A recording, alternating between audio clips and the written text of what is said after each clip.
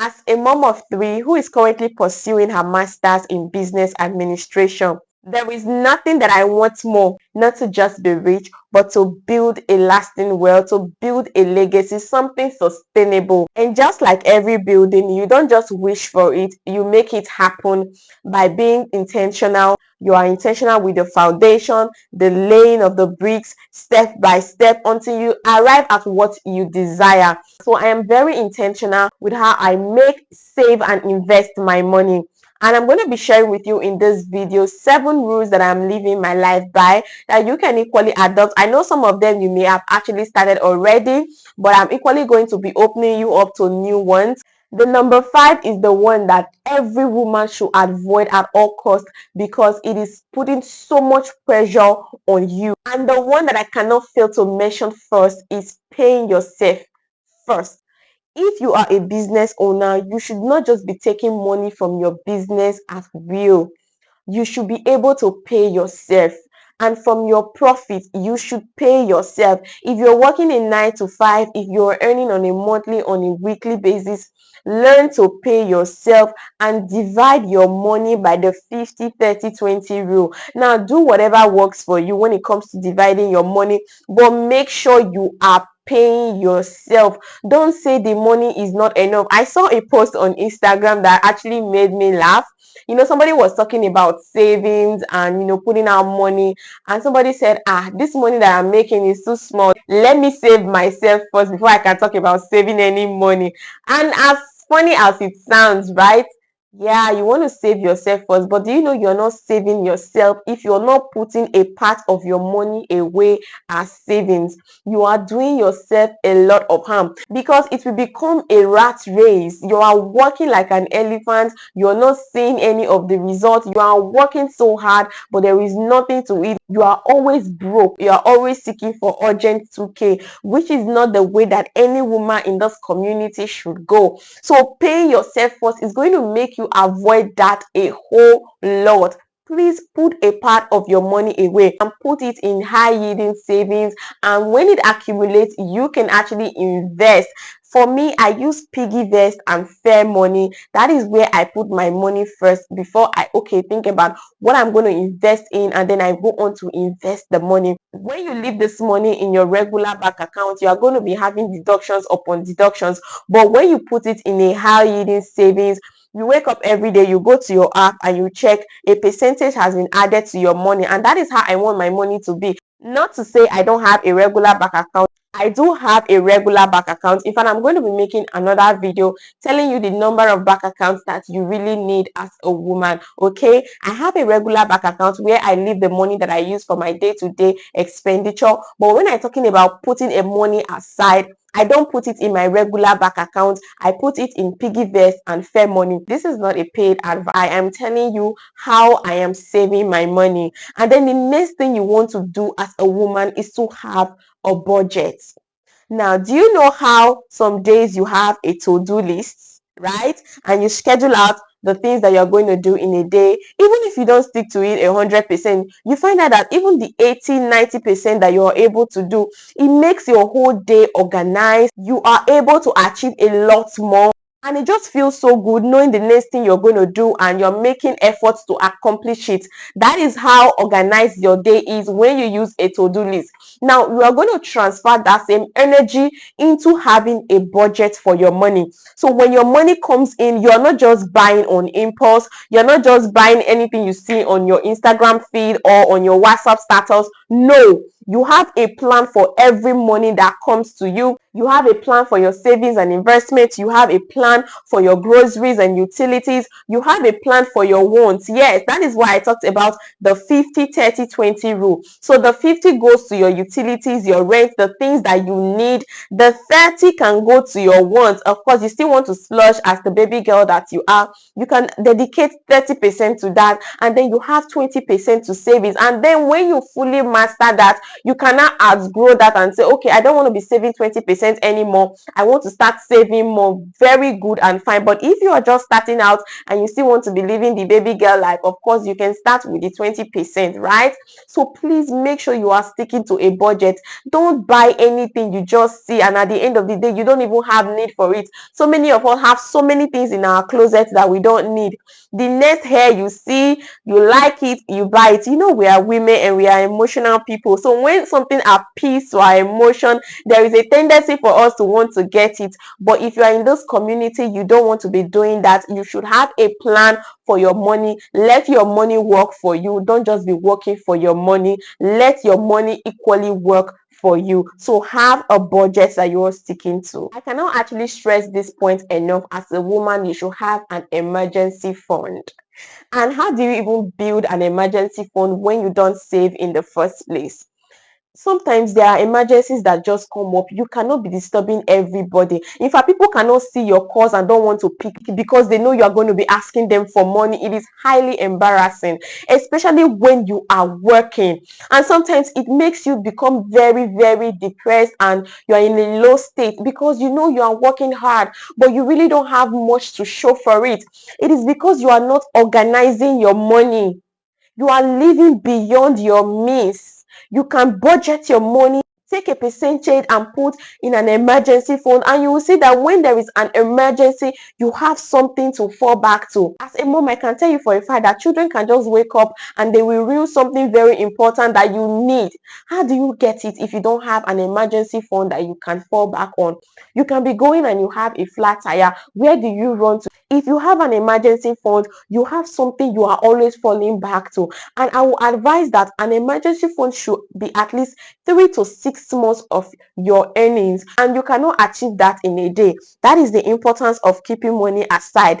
Little by little, little drops of water makes a mighty ocean. As a woman, you're going to be having a lot of emergencies, especially when you have kids. A lot of emergencies are going to be creeping up every now and then. Having an emergency fund is not something you should even negotiate. It's not something you should debate on. It is a must. Even with your partner, it's going to give you a level of respect that your partner is not around and you can take care of some things on your own. It is a flex as a woman. And my number 4 point is, do not rely on one source of income. Even if you have a 9 to 5, the internet technology has made it easier for us to have several side hustles. You can be a content creator.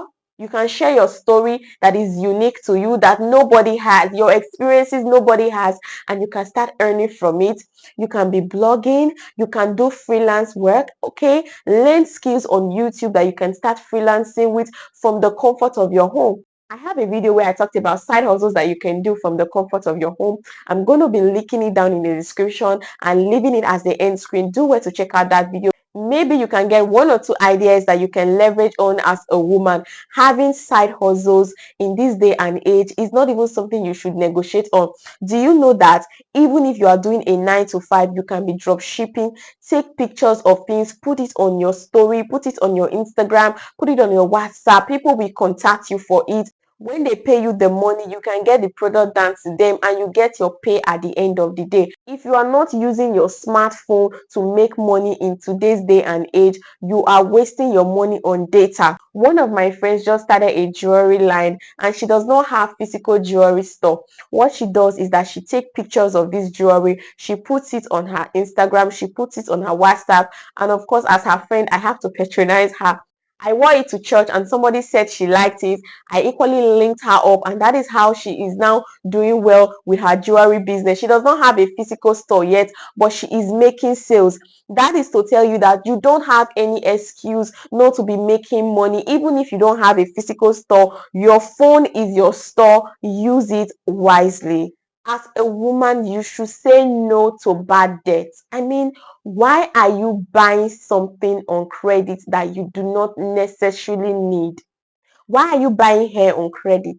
Why are you buying shoes on credit? Why are you being in debt because of things you know you can do without?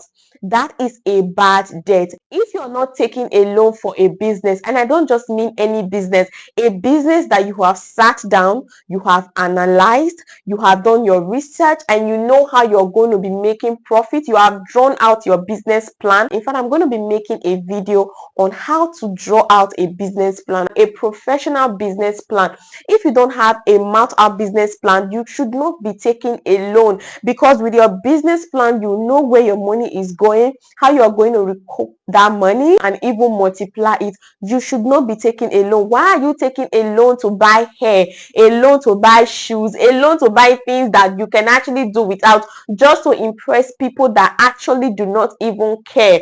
Because most times these things are in our heads as ladies. You're telling yourself, oh, people have been seeing me with this wig, I need to change this wig. It is all in your head. If you are not financially buoyant for it, please do not take a loan to service something that you can absolutely do without. That is a bad debt. It is going to be raising your blood pressure. It is not good for you as a woman. We have so many things as women that are already putting pressure on us naturally. You don't want to take a loan to add to that. Please do not raise your blood pressure because of things that you can absolutely do without.